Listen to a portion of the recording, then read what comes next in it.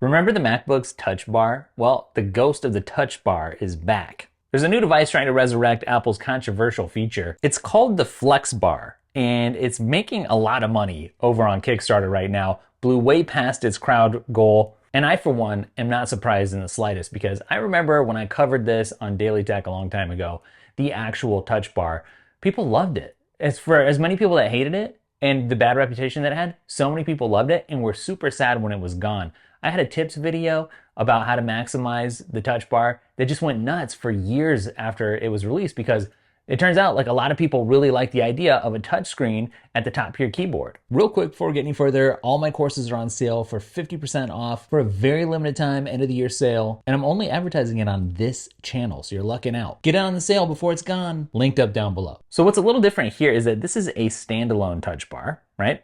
And the feelings are mixed, practicality and nostalgia. And I'm not sure what's driving this the most in terms of the interest. A lot of people are just like, oh, that's kind of interesting, but they wouldn't actually order it. But is it practical? On one hand, it may be more practical than what Apple put out there because you can use this with your iPad even. It doesn't have to live just at the top of your keyboard. Like it's like Apple snapped it out of where it used to live and is making it available anywhere, which makes it a lot more appealing, I would say. I think the skepticism that I'm seeing is like, do we really need this? But then you start to think about your workflow and how it might benefit from having on-demand controls that change, right? That you have some ability to personalize, that stay out of your way and that are optional to use. Don't have to use it, but there's times when it might plug in and maybe make you work a little bit more efficient, make things go a little bit faster. One of the best things for productivity is staying in the flow and not having to switch contexts all the time, get into and out of apps.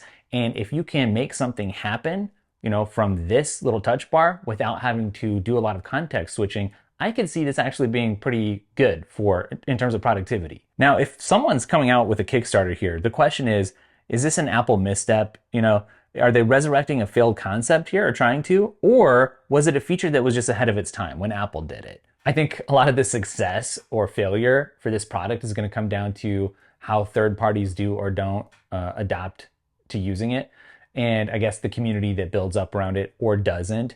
A lot of times I've seen a lot of cool projects that kind of come along, maybe similar to this in terms of like they launch on Kickstarter or whatever. And even if it's a really great idea, if it doesn't have the oomph behind it of people developing for it, taking time, spending time there, developing stuff for it, and then deploying it to you, the end user, then it can kind of stagnate. If anything, I think what's cool about this is that it shows us that there is a market for niche tech. It doesn't have to be just all mainstream out there. I love that there's an appetite and an audience for things that are not for mainstream adoption. I think that's really cool for the people who tinker with stuff and for people who want more customization. One thing that I just hate, regardless of whether it's a car or, the iPhone market, whatever it is just like when something gets too saturated and too mainstream, then it starts to be less appealing to me. So when you can add niche stuff like this and customize it, and if you think it looks cool, if it works better for you, then it's really cool because it takes it a little less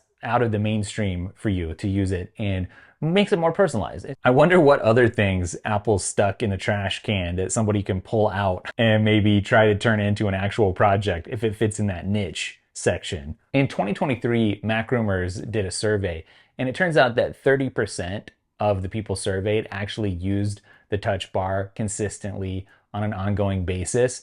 So I think that sheds a little bit of light here into why maybe Apple ended up getting rid of it.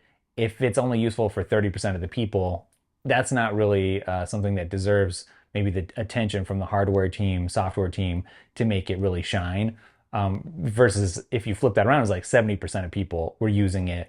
That would have been a stronger indicator that Apple felt like it had a really winning solution there. And it's also funny to think about, you've seen some patents come down the pipeline where Apple turns everything on that keyboard surface into a touch screen.